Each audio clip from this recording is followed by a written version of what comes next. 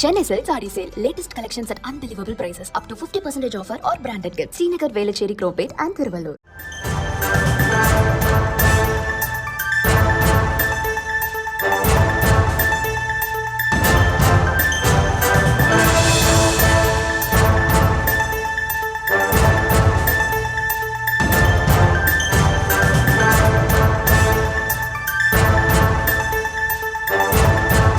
Group 4 தேர்வில் குளறுபடியா என்ற கேள்விக்கு டிஎன்பிஎஸ்சி மறுப்பு தெரிவித்துள்ளது.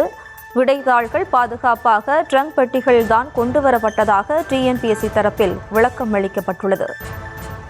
13ஆம் தேதி அதிகாலையிலேயே விடைத்தாள்கள் சென்னைக்கு வந்துவிட்டன எனவும் தெரிவிக்கப்பட்டுள்ளது. விடைத்தாள்கள் பத்திரமாக ட்ரங்க் பெட்டிகளில்தான் கொண்டுவரப்பட்டதாக டிஎன்பிஎஸ்சி தரப்பில் விளக்கம் அளிக்கப்பட்டுள்ளது.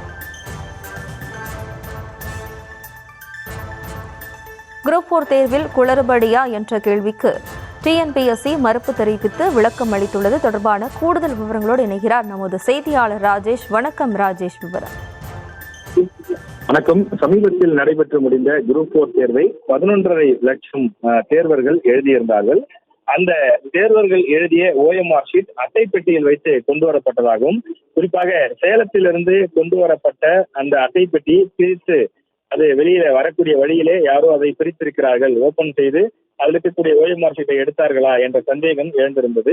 எதிர்க்கட்சி தலைவர் இபிஎஸும் அந்த சந்தேகத்தை எழுப்பி காலையில் ஒரு அறிக்கையை கொடுத்திருந்தார். இந்த நிலையிலே டிஎன்பிஎஸ்சி மறுப்பு அறிக்கையை வெளியிட்டிருக்கிறது. செய்தி ஊடகங்களில் வெளியானது போல அட்டை பெட்டியில் வைத்து நாங்கள் ஓஎம்ஆர் ஷீட்டை கொண்டு வரவில்லை, இரும்பு ட்ரங்க் பெட்டிகளில் வைத்துதான் கொண்டு வந்தோம். அதுவும் 24 மணி நேரமும் இயங்கக்கூடிய சிசிடிவி கேமரா கண்காணிப்புடன் தான் அந்த அனைத்து விடைத்தாள்களையும் அனைத்து மாவட்டங்களிலிருந்து சென்னைக்கு கொண்டு வந்திருக்கிறோம் என்று டிஎன்பிஎஸ்சியினுடைய தேர்வு கட்டுப்பாட்டு அதிகாரி சண்முக சுந்தரம் இந்த பிரஸ் செய்தி குறிப்பை வெளியிட்டிருக்கிறார். எனவே இந்த ஓஎம்ஆர் ஷீட்டு அனைத்துமே பாதுகாப்பான முறையில் கொண்டு வரப்பட்டிருக்கிறது எனவும், எனவே அது போன்ற தவறான செய்திகளை யாரும் நம்ப வேண்டாம் எனவும் டிஎன்பிஎஸ்சி விளக்கம் கொடுத்திருக்கிறது. Chennai Silk Saree Sale. Latest collections at unbelievable prices. Up to 50% offer or branded gifts. Srinagar, Velachery, Cropate and Thiruvallur.